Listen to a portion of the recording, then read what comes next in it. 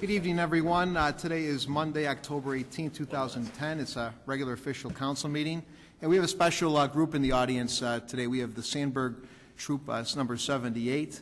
I'd like to extend an invitation for them to come up and do the pledge along with their scoutmasters, Mr. Sullivan and Mr. Kling, if you'd like to come up along with your boys and come up and do the pledge. If we could all rise for the Pledge of Allegiance along with our scouts. You guys can come up right along the side over here. Join us.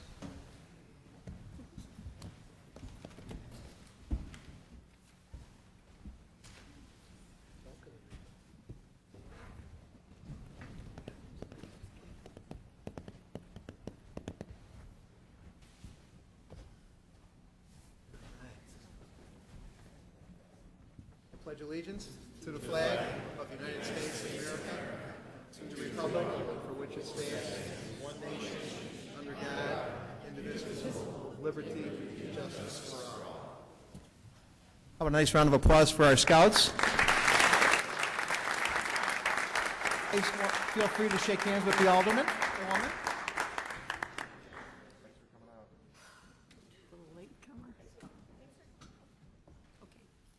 Our scouts do a lot of charitable things, a lot of things for our seniors. They're devout youngsters that are trying to get their ethics and morals and all of their good characteristics or character counts community. We support the scouts, and we appreciate you coming out today. So with that, to establish a quorum, I'd ask Clerk Spencer to call the roll, please. Gudenkauf. Here. Pezza. Here. Shea. Absent. Leader. Absent. Rose. Here. Graham. Here. Hipskin. Here. York. Here. Nybo. Here. Healy. Here. Morley. Here. Kennedy. Here. Mulliner. Here. Wagner. Here. 12 present, 2 absent. 12 present, 2 absent. We have an official quorum. On to item number 3, which is the public hearing special service area, number 16 for Country Club Estates. And before I open up the public hearing, I just want to give a little quick brief background on this area. We have Elmhurst Fire District, our fire department services a unincorporated area on the north side of our town that is just south of Grand Avenue. And we do that currently because of our tax structure, because of a tax cap issue, at a rate of around 27 cents. Current residents of Elmhurst that actually live in Elmhurst proper pay 40 cents. So we are trying to give those residents that are on the south end of Grand Avenue the ability to receive services at a fair rate. We have sent out a survey to establish an SSA, and the survey has come in overwhelmingly in the favor of the support of the additional rates increase to pay the fair rate of 40 cents. So just to give a little bit of background behind that, we definitely enjoy servicing the unincorporated area. We also want to make sure we're compensated at a fair rate, just like our regular taxpayers that actually live in the city of Elmhurst proper. So we will look to continue to do that. And with that, we'd open up the public hearing. Is there anyone that would like to speak in the public hearing as regarding this Country Club Estates Special Service Area 16?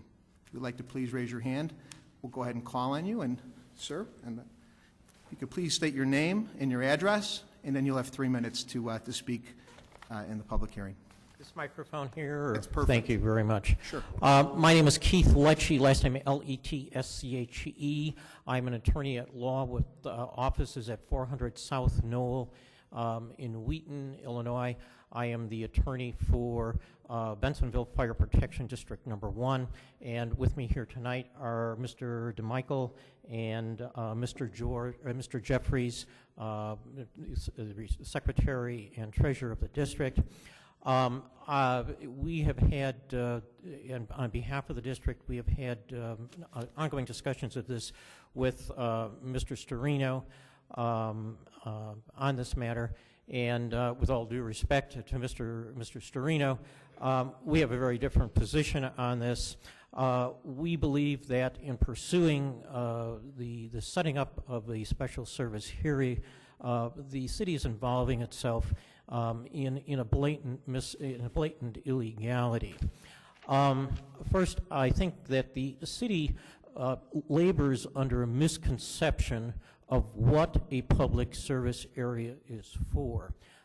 In a letter that was sent out to residents of the affected area on August 11th, it indicated that the special service area was basically a mechanism which would close the gap between the levy which our district is now legally authorized to levy and the maximum levy. That is not the purpose of a special service district. The statute says that a special service district is to provide unique and special services which are applicable to that area but not to the general area. So for instance, if you had a munitions plant or you had a refinery there that required additional manpower or additional special equipment, that would be appropriate for a special service area. In this case here, what would be provided under the special service area is nothing different than what would be provided to the rest of the city at large. Secondly, the district setting up the special service area will involve the city in an issue of double taxation. Now again, I think maybe there is a sense that because the intention here is only to tax an amount that is necessary to raise the levy to the 0.4%, that there is no double taxation. That's not true.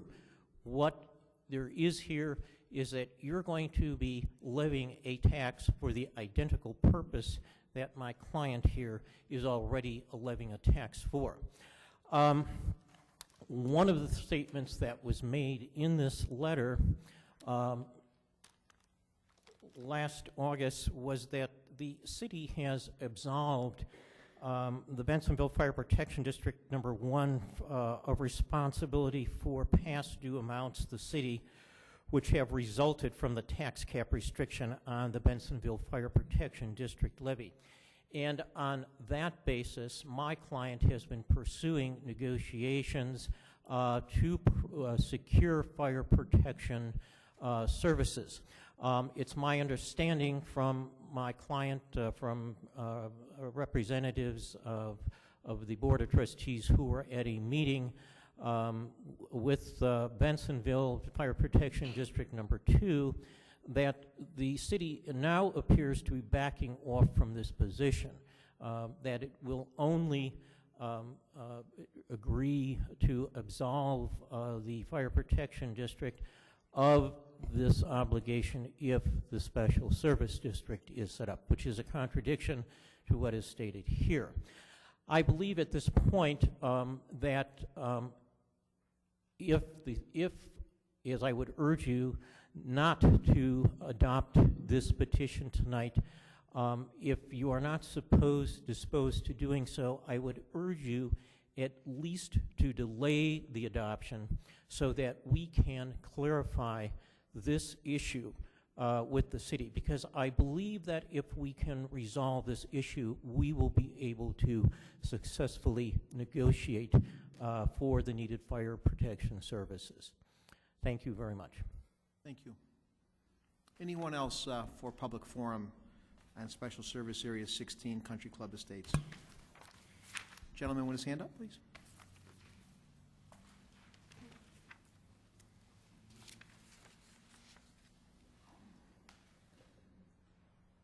My name is Alan Devitt, 16W603 3rd Avenue, Bensenville. I'm the president of the White Pine Civic Association and taxpayer for District 1. I would call to your attention something that you may already know, that when the referendum was put on the ballot last February, I think at the behest of Elmhurst, District 1 spent about between $6,000 and $7,000 to put that referendum issue on the ballot. That referendum issue was voted down by a substantial margin, something like 87% voted no to raise these taxes over here, and 13% voted yes. What's kind of hidden in those figures are the fact that at Conrad Fisher School, the polling place right here in the heart of this area, the figures were something like 72% voted no, 28% voted yes on this. Now, they had approximately 180 people voting on this issue back in February from the Conrad Fisher School, from your own area here. And 72% of them voted no on the issue. And I think that somehow gets lost in these figures here. Thanks for the opportunity to speak. Thank you. Anyone else for public forum, or public, I should say the public hearing? Mr. DeMichael. Thank you, Mayor. My name is Paul DeMichael. I live at 17W275 Rodeck Lane. I am the secretary for the fire district. I became appointed to the fire district about 1.5 years ago. They told me this was a sweet job, didn't require much. I was really surprised. The intensity of what's happened, and I realized some of it was starting before I even got there, you know, kind of took me by surprise. But I do want to set the record straight on a couple of issues. One is, we have levied at a tax rate of 0.40 every year that I can see documentation on. I saved the black box ads, the public notices and everything. When that levy hits the county clerk's office because of the tax cap, he dials it back to an adjustment based on 105% of the previous year or something like that. I don't exactly know how he does it. But I do know that a person in the fire district pays a higher tax for fire protection than an Elmhurst resident pays for fire, police, and public works. I mean, if you pick up the tax bills, compare them side by side, we've done that. Our rate is higher, and it's just for fire protection. When you talk about the rate of 0.40, Mayor, that's the maximum rate a fire district can charge in Illinois, but I don't see that anywhere on an Elmhurst tax bill. We have the contract that was written read, we will pay 0.40 or the maximum amount allowed by law. Well, maximum allowed by law is what the county clerk has been giving you. I tried to figure out where this arrearage came because I certainly didn't want to go to work for an organization that was $200,000 in the hole. So I visited Mrs. Gaston one day, and I sat down next to her, and I watched how she did the calculations, and I realized what she was doing. For 21 years, she figured an invoice at 0.40. And then when the amount came in and we got less, of course, we gave you less than 0.40. Well, last year, I corrected her invoice and I sent it back. I said, you know, you levied 0.40. We gave you 0.26 because that's what we were allowed. We prorated it. We wrote the check for the difference. That arrearage that you've forgiven us for never really existed by law. So, but if you want to maintain that it does, that's what Mr. Leschke is here for. He's ready to file a declaratory judgment. You know, you can easily negate that by just saying you don't own it, but you don't need to go to another fire district that we're trying to talk to and sit down and tell them that we owe you this money so that they wouldn't negotiate with us. You know, whoever dreamed that up is probably the same person that delivered a contract to my door this Saturday that was, you had months to do, but suddenly it appeared on Saturday when I was in Wisconsin. So you guys figure out what you want to do for rules, and we'll play with you. Thank you. Thank you. Anyone else? Real quick.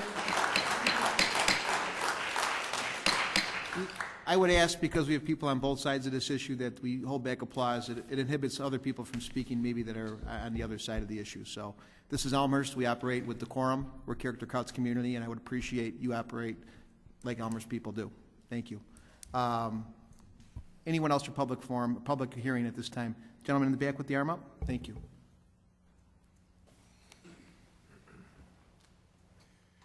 Hello, my name is L. Donovan Hines. I'm the president of Bensonville Fire Protection District Number 1. Just wanted to point out a couple of things. The referendum failed by 87 to 13% last February, and supposedly on this exact same issue of an increase to .40, suddenly people are voting 80% for the same thing a few months later. Something's fishy here. I don't know exactly what or how this was calculated, but I mean, are they different questions? They appear to be for whether the people want a tax increase to .40, but you know, it's obviously nothing seems to have happened to change the circumstances in between. So I question the validity of Elmhurst's poll or whatever was done to determine that 80% for the special service area. Additionally, I'd like to say that I've been on our board for several more years than Paul DeMichael, and I've looked at the budget, and I know that each year we do levy at the full maximum, and our previous attorney was adamant that we stay within those terms at all times.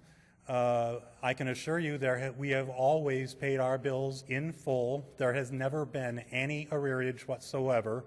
It appears to have simply been an accounting error on Elmhurst's part. And in that regard, we've been having problems with other people with claims that we owe you some money for this, and we will have to proceed immediately on a motion to get a declaratory judgment unless we get something out of the council immediately. And keep in mind that you're not only paying your legal fees, you're paying 40% of ours too. So let's see if we can resolve this issue. Thank you. Thank you. Anyone else for the public hearing for Special Service Area 16 that would like to speak? Gentleman in the back with the hand up. You can grab this mic there. There we go.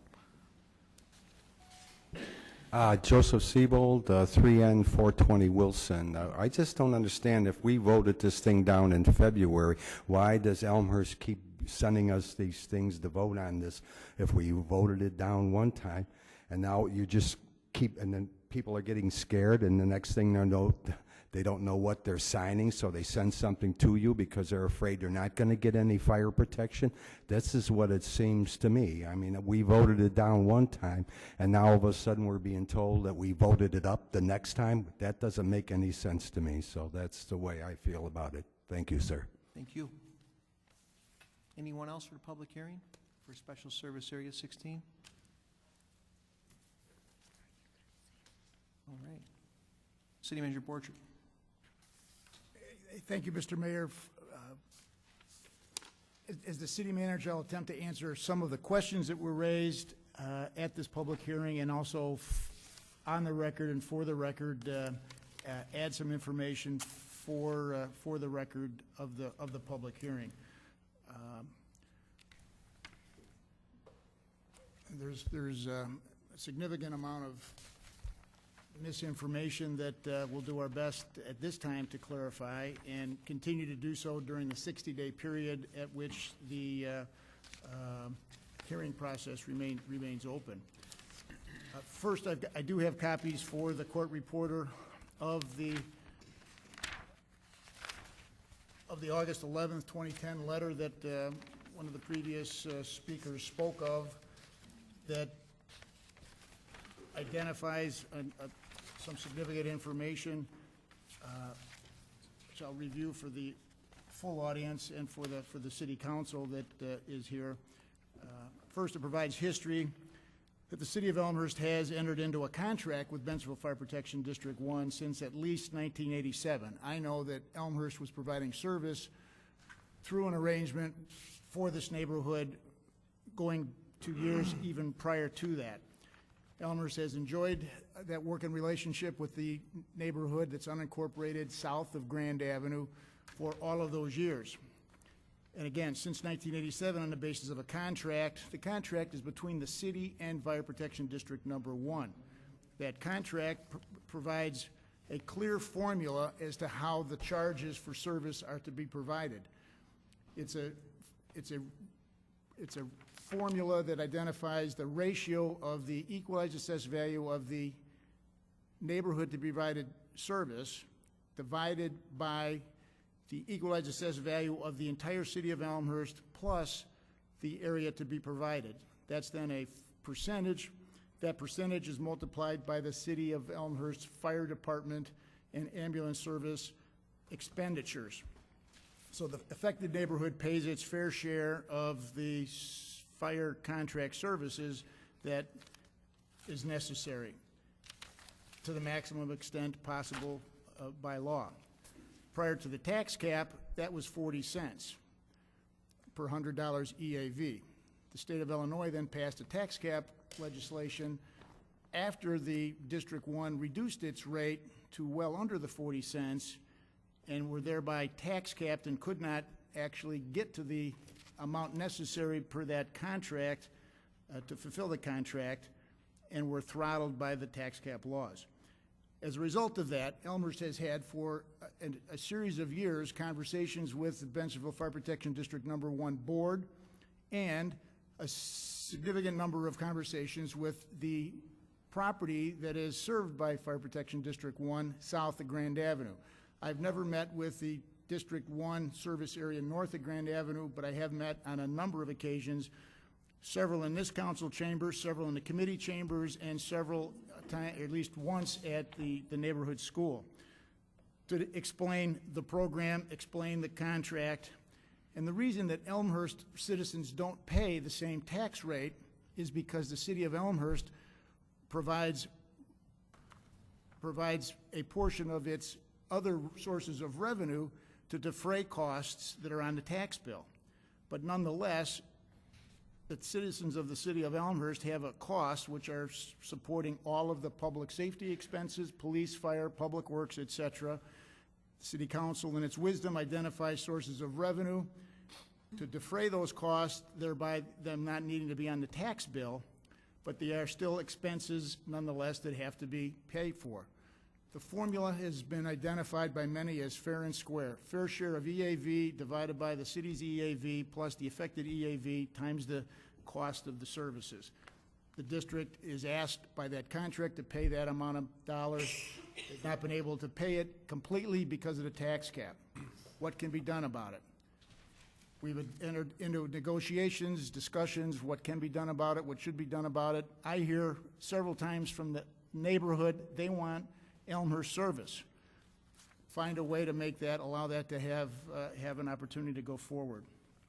We've collaborated with the board, explained to the board that we need to put the board on notice, put the neighborhood on notice. We've got to solve this issue. If we don't solve the issue, the city of Elmhurst, from an equity perspective, can't provide services outside its borders at a lesser rate than what it provides to folks that are paying taxes and paying for all of the other support expenditures that have to support Elmhurst local government.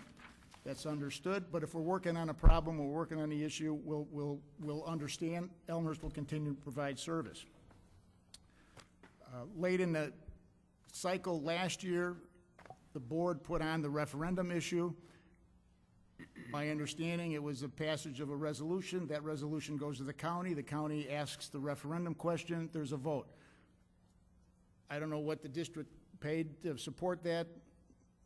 If it was here, it would be passage of a resolution and you pass it out to the county and you're done and you wait for the votes to come in. There was not a effort put forth by the north side of Grand Avenue or the north side of Grand Avenue to support it or to my knowledge to not support it. Absent support, it failed. We then met again with the area south of Grand Avenue on a number of occasions what can be done? Well, absent a special service area, as is now proposed, Elmhurst didn't have any ideas of what else could be done. It would then result in probably a discontinuation of service. We met on, as stated in the correspondence, most recently July 20th here in the City Council chambers, went through the program again and sent out a City of Elmhurst survey to the area south of Grand Avenue, asking the questions of, do you support annexation to Elmhurst? No. Do you support annexation to Elmhurst, but would you support the creation of a special service area? I support the creation of a special service area, or I support terminating fire service from Elmhurst. The significant support back was to support the creation of a special service area, and that's what the Elmhurst City Council has now initiated actions to create. Public hearing tonight will kick off now a 60-day time frame to allow for folks to respond to that special service area. There are 2 special service areas technically proposed, one for the residential area and a second for the sports club area and the Commonwealth Edison area. Any special service area has to be contiguous.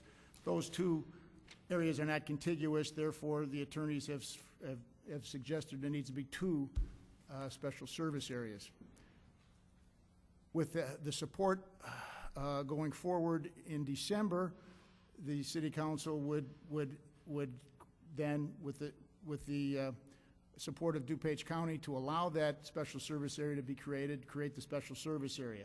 The provisions of that are that Elmhurst would only levy a special service area rate that would be necessary to allow that contract that I referred to be fulfilled for the property served, which is the property of the district south of Grand Avenue.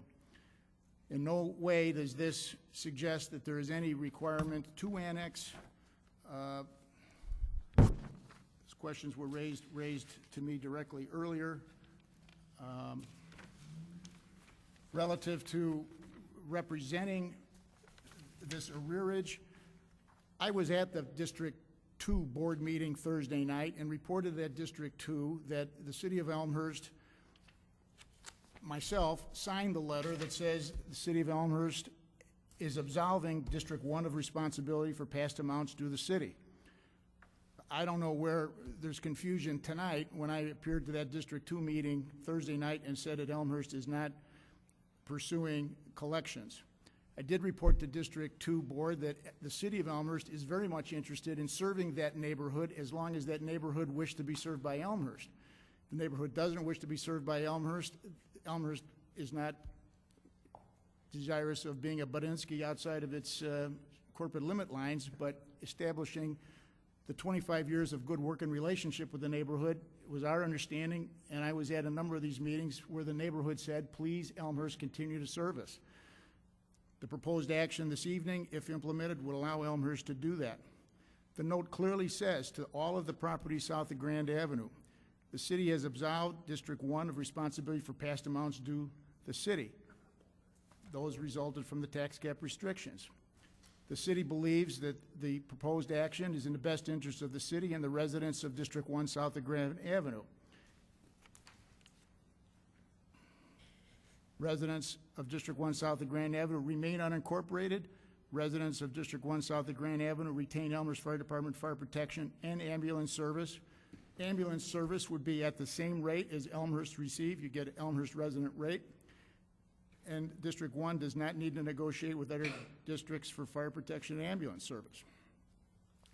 Seems to me that it's a good government win-win-win in action. And for those that have issues or questions, city offices are open Monday through Friday, and I'd be glad to take questions or calls or emails and respond to those. My perspective is that every address was allowed to respond in a confidential fashion back to the city, their preference, and 5-1, folks said, please, we want Elmhurst services to continue. So those are the steps that Elmhurst is taking going forward. And the City Council this evening earlier authorized me to put on the record that the city of Elmhurst is not seeking past due arrearage payments from District 1. And that correspondence is provided to the reporter.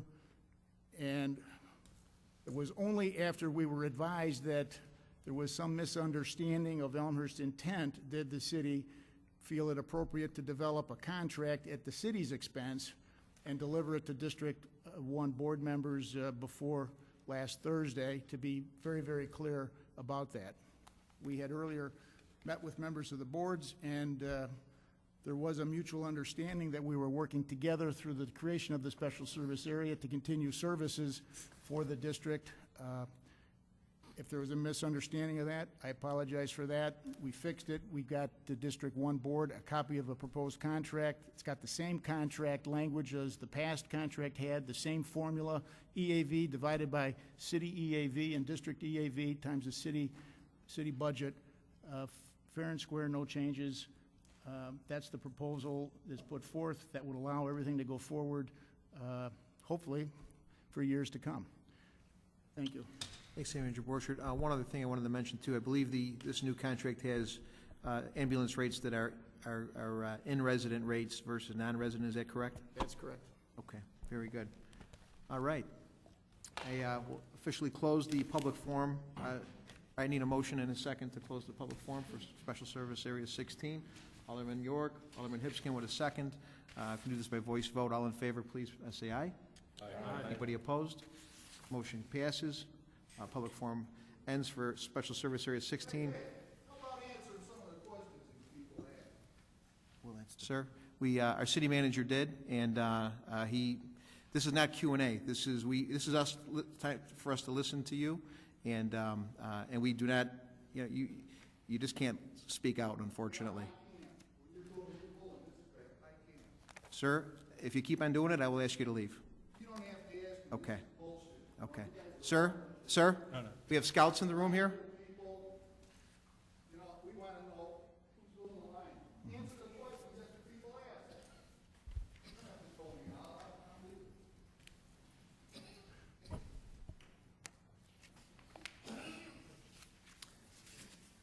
We will go on to item number 4, which is public hearing for Special Service Area number 17, the Sportsman's Club. I'd ask for a motion and a second to open up the public hearing. Alderman Gutenkopf with a motion. Alderman Kennedy with a second. All in favor? Aye. Aye. Okay. And at this time, is there anyone that would like to speak for the public hearing regarding Special Service Area number 17? Gentleman there? Go ahead.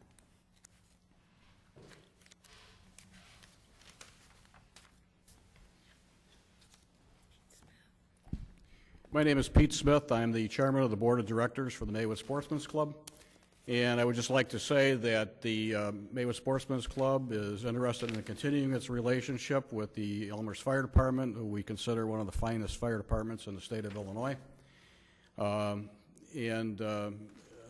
all of the details have not been worked out yet, our board has discussed it, has not voted on it per se, but when the final details are worked out and the proposal is presented, we will take that up at a board meeting, and the consensus right now is positive.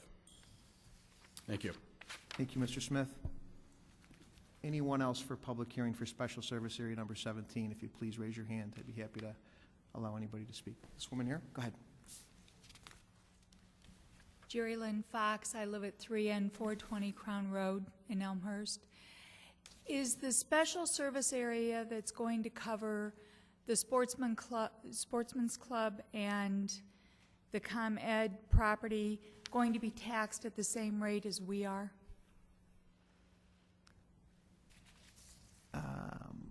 Again, this is public hearing. City Manager Borchert, would you like to respond to that?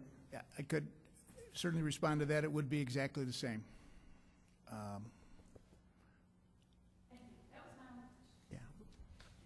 Yeah, we're trying to do everything fair and square here. So anybody else that would like to speak for the public hearing? Gentleman there on the right, the attorney. Go ahead. Once again, Keith Lecce, 400 South Knoll Street, Wheaton, Illinois, attorney for Bensenville Fire Protection District Number 1.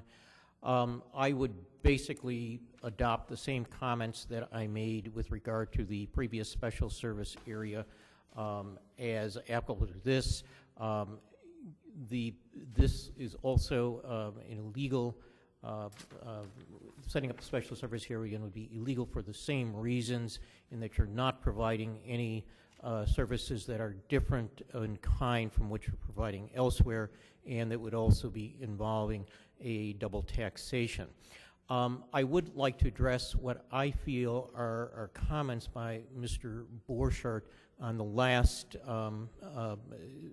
his comments previously, because I think that obviously they obtain here too, and I get the sense that Mr. Borchardt and the city's staff feels that there's somehow some right on the part of the city to determine what is in the best interest as far as fire protection district services go for the districts, for the areas that are served by my client. That, again, is a real problem, because that statutory responsibility is not conferred upon the city. It is conferred upon my client to determine what the appropriate fire protection district services are for these areas. And maybe this is unintentional, but as I said, it comes across in the comments, I think, from Mr. Borchardt. Again, I think perhaps there is a mislabeling under the statute as to what the city's responsibilities are in this regard. I would also like to address the survey. It seems that the city has taken this survey as an indication over the referendum of favoring the fire protection district or the special service area. My review of that survey indicates that it was based upon a very small sampling of responses. And I think that the more accurate response is that was given in the referendum, that the residents of these areas opposed the tax increase. I want to thank Mr. Borchardt this evening for clarifying the position of the city on any alleged amounts that are due because of the difference. Again, I hope that this will something that we can use in our negotiating posture. And again, in addition to urging this council to deny the petition, if it is not so inclined to do so tonight, I would ask that the petition be deferred, because now this clarifies what we believed, based upon the August 11th letter, the city's position was. Thank you. Thank you. Anyone else that would like to speak for the public hearing for Special Service Area Number 17? Anyone else? Please raise your hand, and I'll recognize you. Anyone? City Manager Borchardt. Just a final point. District 1 has got, as I understand it, about 60% of the equalized assessed value, and electors live north of Grand Avenue. Only 40% of the EAV is south of Grand Avenue. The referendum sponsored by the district was for the whole district. I could certainly understand how that could end up being a different answer than what Elmhurst gets, as Elmhurst sends out a survey instrument to the area limited to south of Grand Avenue. And again, my understanding is that this period will now go forward for 60 days. City Council revisit the issue at the second City Council meeting in December. That would be December 20th, to consider the establishment of the special service area. It's not established tonight. This is a public hearing tonight. The establishment would be considered third Monday in December, and certainly we're working on a collaboration with the District 1 Board. If the District 1 Board does not wish to enter into a contract with Elmhurst for service, that would certainly need to rethink the issue of the special service area, at least as it would relate to a tax levy going forward. If there's no service to be provided, the city certainly isn't going to provide a tax levy that would be above zero. Again, the manager's office at City Hall will take any questions that folks would have between now and then. Thank you. Thank you, City Manager Borchert. Anyone else before I close the public hearing? Gentleman in the back with the white? Go ahead.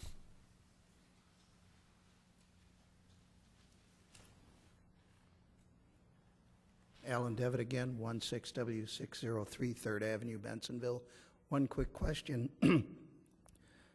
Would you elucidate to the audience and to the members of the area affected what recourse they would have within these 60 days should they not want this to go forward? Sure, they'd be, they could file objector petitions that are clearly laid out in the statute how you do that. But a majority of the property owners and a majority of the electors would obviously be able to would be able to block any special service area. So they would have to walk these petitions and get 51% of the electors and 51% of the homeowners to say no to this. And that has to be done before December 20th. Is that correct? For the establishment within the next 60 days. And then who would they present these to? To us, to the city clerk. Thanks very much. Sure. Thank you. Anyone else? The woman there on the right? Peggy Austin, 3N351 Howard. I just have a clarification. When you say about this petition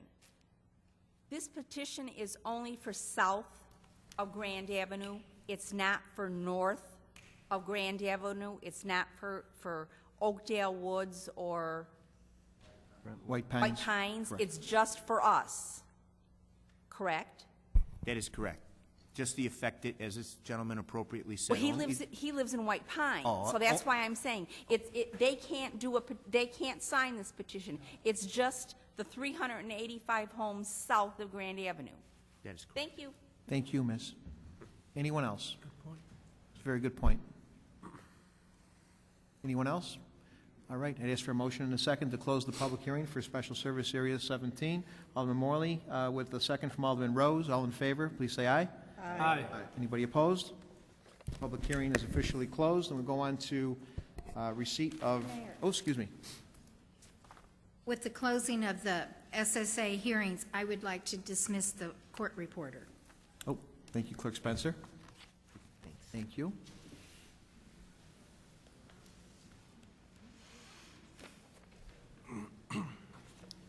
And while the room clears. Thanks.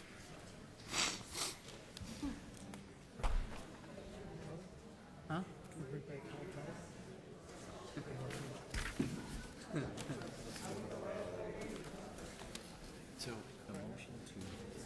At this time, if there is anyone with any receipt of written communications and/or petitions from the public, if you'd like to step up and, if we can Thank you, ma'am. keep order in our exit, thank you. That was a good point about the kids. Yeah. Right. I didn't get that. Pop that off and I shut up. I don't know what the emergency is. Yeah, my Delay it on the screwed.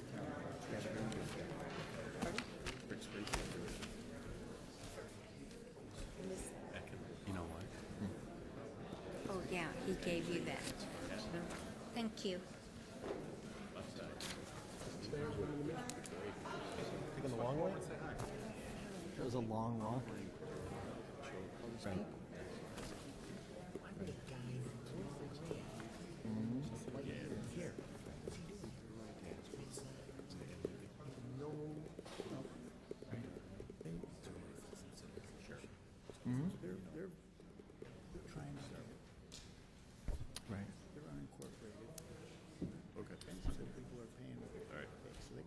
At this time, is there any written communications and/or petitions that anybody would like to present to Clerk Spencer? If there is anyone, please stand and please present those to our clerk, who's up here to my right.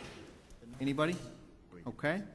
And before I open up the public forum and I turn it over to Clerk Spencer, I just wanted to make a quick point of order. we run Elmhurst, we run our meetings in a very dignified way. And we have students that are here virtually almost at every meeting. And when somebody uses foul language and talks when he's not called on, I will reprimand people, and unfortunately that outburst broke out. We run our meetings with Robert's Rules of Orders, but we also run with decorum. And Robert's Rules protects decorum, but more importantly, I think Elmhurst is a town that respects character. Character counts. We've got a good group of young people up here that I think iconize what character counts is. So I hope everybody understands how I handle this situation. With that, Clerk Spencer, do we have anybody sign up for public forum?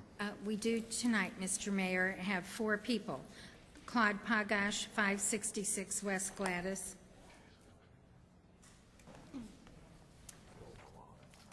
And actually, Claude, 3 minutes, and we'd love to hear from you. My name is Claude Pagash, live at 566 West Gladys. And this is really in regards to the treatment plant discussion. During that discussion, it was pointed out that the city of Elmhurst receives 5 million gallons of water from the DuPage Water Commission and somehow winds up treating close to 10 million gallons of water on the average. Well, unfortunately, we have 4 seasons in this town. One of them happens to be winter.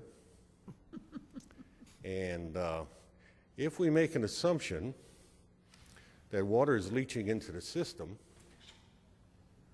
I don't quite know how that works during the winter. I was in construction for a long time. When it gets to about, into November, middle of December, jackhammers have a hard time getting through the ground. And the ground you find is frozen crystals.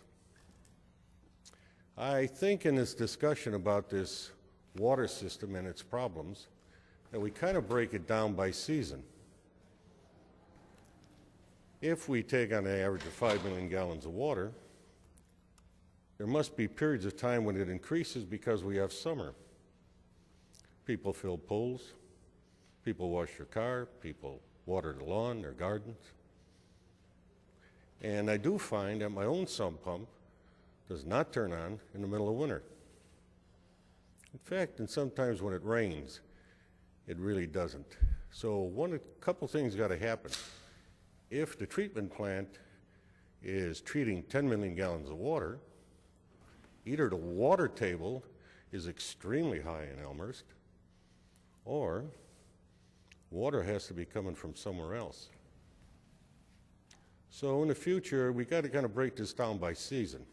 Averages are wonderful, but somewhere, if in the middle of winter you're treating 10 million gallons of water, I surely would hate to find out what you're treating in the middle of summer. So let's try to get the numbers worked out the way they are per season, because it's a kind of illusionary that you treat 10 million gallons of water every day, especially in the middle of winter. A lot of showers, because we sure aren't using the water any other way. And that snow doesn't seem to disappear. It stays on my roof, it stays on the ground. So in the future, I would appreciate numbers that are brought up in regards to anything in regards to this flooding or supposed infiltration of clear water, that we make it seasonal. Because unless somebody can prove to me that I'm getting water leaching into the system in the middle of winter. Claude, if you could wrap it up, that'd be great. I'd give you another 10 seconds. So I'd appreciate that in the future. I really would. Thank you. Anyone else? Oh, excuse me, Clerk Yes. Spencer. Kathy Stablin, 74 Hawkins Circle, Wheaton.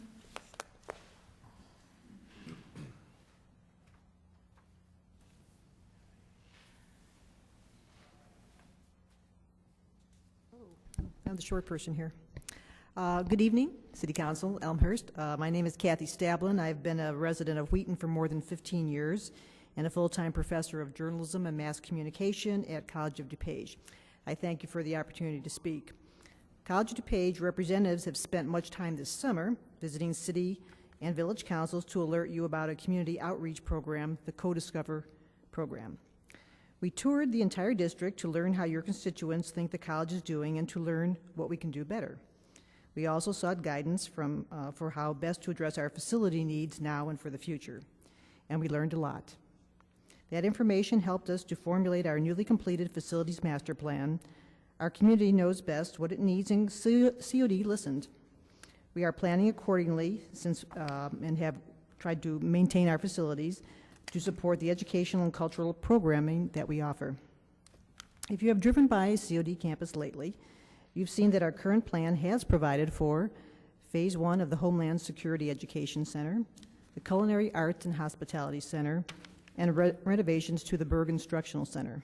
These current improvements have already been paid for out of a 2002 referendum.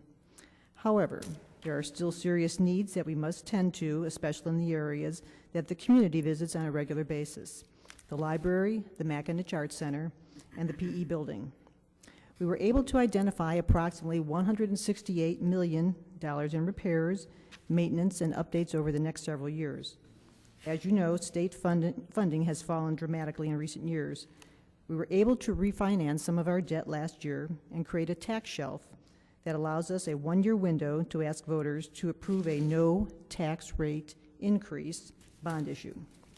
We heard strong support for this action during our listening tour, and it was confirmed by polling. So you will see this referendum on the November 2nd ballot. I will refer you to our homepage at www.cod.edu, where you can look at more information regarding the referendum facts. You'll see a definition for the no tax rate increase referendum, the exact wording on the November 2nd ballot, the recently approved facilities master plan, renovation plans for the library, the McInich Arts Center, and the Physical Education Center. I'm leaving you with additional information as well, or you can visit our website, visit our website at www.codiscovercod.com. Thank you very much. Thank you. Darlene Heslop at 200 North Michigan.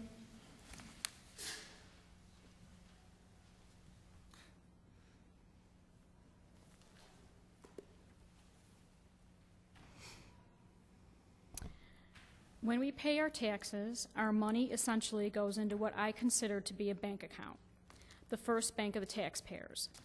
Amongst these banks, there is the county branch, the school district branch, and the city branch. From these, all the expenses of the various government entities are paid. Here in DuPage County and Elmhurst, we trust that our elected officials are indeed doing this on our behalf.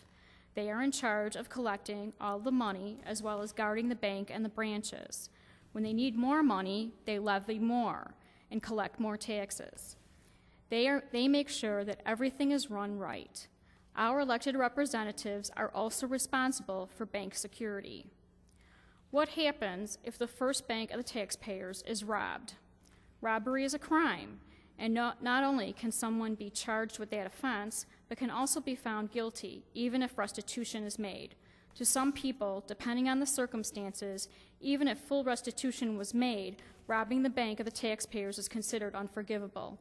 It's even worse if the bank robber is a public official.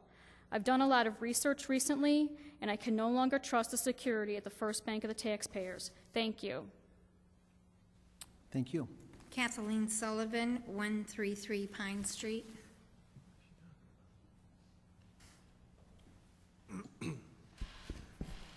Kathleen Sullivan, 133 Pine Street. At the last city council meeting, during another debate about rules and things like that, one of the aldermen said it was a waste of time. And this isn't specific to anyone, it's just, it was a good phrase that was used. And another time an alderman used the phrase that it must be painful for those of us who are observing to watch some of the debates because there's a lot of it that goes around the rules. And so one of the things I've noticed is that the mayor, when he has sworn in the firefighters and the police officers, has said that they need to follow the Constitution of the United States, the laws of the state of Illinois, and the ordinances of the city of Elmhurst. And I agree with them, and I expect the same of my city council. Additionally, I believe you're also supposed to follow a code that I'm not really clear on the title of, as well as Robert's Rules of Order. And so I would suggest embrace the rules. And if you embrace the rules and you go with the rules, that you'd have less debate, you'd be a little bit more efficient in your use of your time. And it's easier for people, when you're the rule-setting body, it's easier for people to follow you if you're following the rules. And so that would be my advice, is to embrace the rules. Thank you. Thank you. That concludes the public forum as far as anyone who's signed up. All righty. I will officially close the public forum, and I will move on to item number 7, which is our consent agenda. And at this time, is there anyone that may have a question or might want to vote no on item at this time? Please indicate. Alderman Wagner? 7H. 7H. Anyone else? Okay. I would ask for a motion and a second to approve the contents of the consent agenda, less item H. Alderman Pezza, Alderman Hipskin with a second, and roll call vote, please, from Clerk Spencer. Pezza. Aye. Hipskin. Aye. York. Aye. Nybo. Aye. Healy. Aye. Morley. Aye. Kennedy. Aye. Mulliner. Aye. Wagner. Aye. Gutenkopf. Aye. Shea, absent. Leader, absent. Rose. Aye. Graham. Aye. 12 ayes, 0 nays, 2 absent. 12 ayes, 0 nays, 2 absent. The consent of the items of the consent agenda pass in its entirety, less item number H. And at this time, I'd ask Clerk Spencer to go to item H and read the ordinance, please.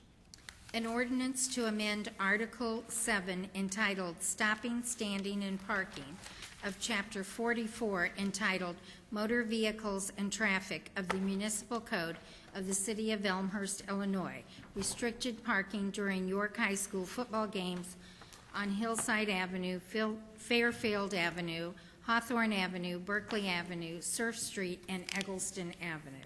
And at this time, I ask for a motion and a second to put this ordinance on the floor, please. Alderman Wagner with a motion, Alderman Healy with a second. Discussion, Alderman Wagner. Chairman. Thank you, Mr. Mayor. This is simply just going to come back to committee.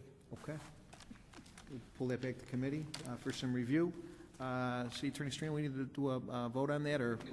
I think an alderman can just take it back to committee. Okay, we'll go ahead. You need to Very good. Okay, we'll pull that back to committee.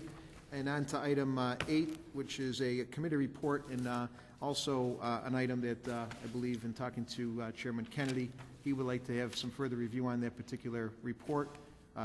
So we're going to go ahead and pull that one back as well. I think, point of order, we have to bring it up and then make a motion. Okay, okay. Ask Clerk Spencer to read the report, please. On item number 8. Yes. And that would be the vacation request. Yes, this is the majority report. Correct. It is therefore the recommendation of the Public Works and Buildings Committee that the north 20 feet of Gladys Avenue right-of-way, as shown on the attached drawing, be vacated for $1,000 and miscellaneous city costs, that the city attorney be authorized to prepare the appropriate documents for signature by the appropriate city officials. Respectively submitted, Public Works and Buildings Committee, signed by Jim Kennedy, Chairman, unsigned by Michael Bram, Vice Chairman, unsigned by Pat Shea, and signed by Chris Healy. And at this time, I ask for a motion and a second to put the report on the floor.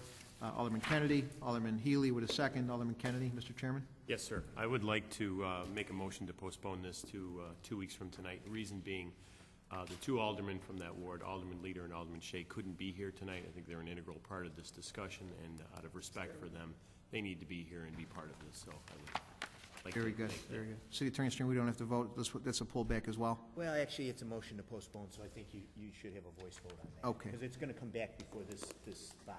Okay. So it's a motion to postpone to our next meeting 2 weeks from now. And if all in favor, will please say aye, please. Aye. Anybody opposed? Okay. Yes, opposed. Okay. That motion passes. And we will now go on to item 9, reports and recommendations. Point of order. So that's a pullback of the majority report, then if I can get legal opinion on what happens with the minority report at this time? It moves with the majority report. That would be my opinion. Thank you. Sure. On to item 9, reports and recommendations of appointed and elected officials. Updates from myself. Initially, I want to again emphasize the FEMA extension of 30 days, which actually goes to November 17th. Those affected with stormwater, you have an extra 30 days to file any type of claim. If you haven't filed a claim, it's not too late. 1-800-621-3362.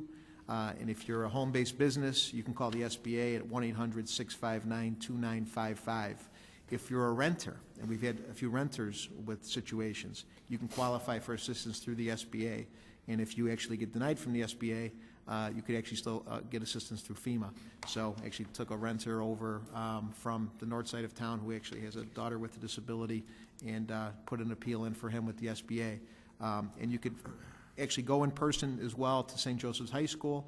They have a FEMA center there that's open from 7 in the morning till 7 at night, Monday through Saturday. So they've been very, very cooperative. Record dollars have been allocated to this area, Region 5 of FEMA. Over $250 million in federal assistance. And some people feel, I want to be honest too, some people feel they don't want a handout. We pay federal taxes in our income tax. This is not a handout. If you had a problem and your house needs to be restored and you feel that you can apply for assistance, please do so. I just wrote a pretty large check to the federal government for my income tax. I had to file an extension, so I know what it's like to have to pay federal taxes. I'm sure all of us do. This is not a handout. This is something that I think we are entitled to as taxpayers. Often we pay money to the federal government, don't see a whole lot in return. This is an opportunity, and money has been flowing to this area. So please do not feel you're taking advantage of the system. We had a catastrophe that hit our area. It hit the whole region. And fortunately, we had cooperation with the mayors. Many of our staff said this would never be declared a disaster. But with the push from the mayors, Mayor Puglia from Westchester, myself, Mayor Savarino from Carroll Stream, Mayor Tamburino from Hillside, and Mayor Pasquale from Bellwood, and all the surrounding mayors, Mayor Ragucci from Oak Brook Terrace, we pushed the feds to get this done. Please take advantage. It's for the people, it's for you, and that's why we worked our tails off to get that done. And I appreciate all the aldermen that helped along with that effort as well, too. So that's pretty much it from me. I do want to mention that should probably come under announcements, but our ball game with the fundraiser for the hospital with the Harlem, what was it? The Harlem Ambassadors was interesting. The mayor lost his step many times and was not quite the ball player he was years ago and pulled a ham. But it was a good day for Elmhurst. We raised some money for the hospital, and I think it was a good chuckle day because they definitely beat us pretty good. So anyway, that's it for me. City Manager Borchard, anything from you? Status of progress on stormwater? I know. Just quickly, status of progress on the stormwater comprehensive plan. The city website regarding stormwater issues and response has been updated. It does now have some additional information, which includes the mayor's task force members and the workshop information.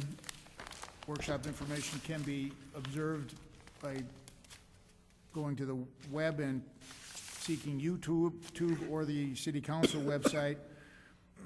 I anticipate a number of responses to the request for qualifications from interested consulting firms relative to interest in being the city's comprehensive plan consulting firm.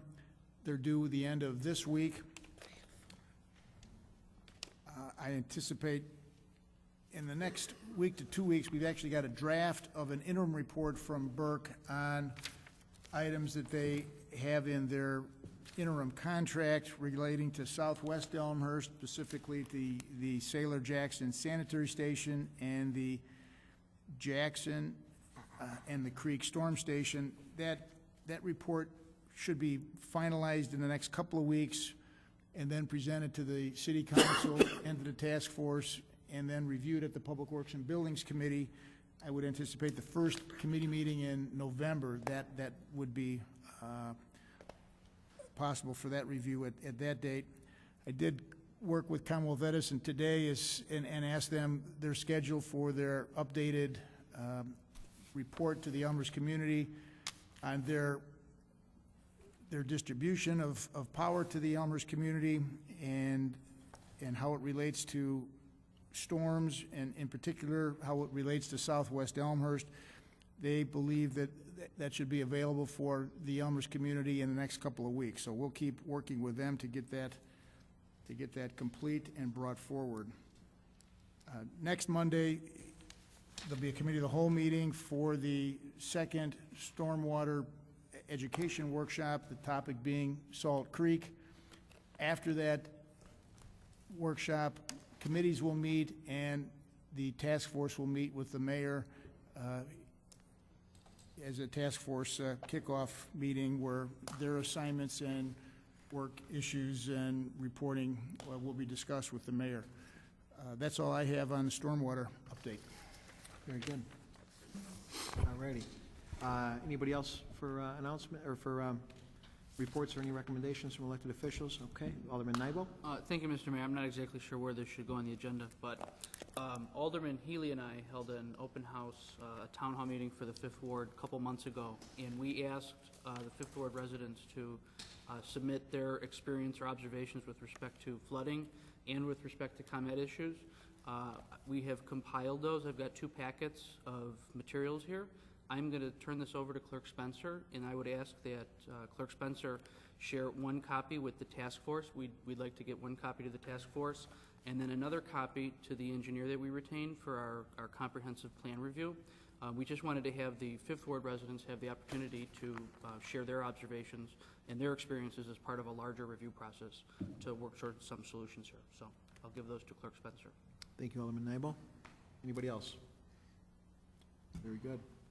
And I appreciate all the aldermen who have been having the town hall meetings, especially around the stormwater issues we've seen over the last few months. So that input is very important, and those taxpayers need to be heard, and every area's got their own little set of circumstances, so we definitely appreciate those meetings.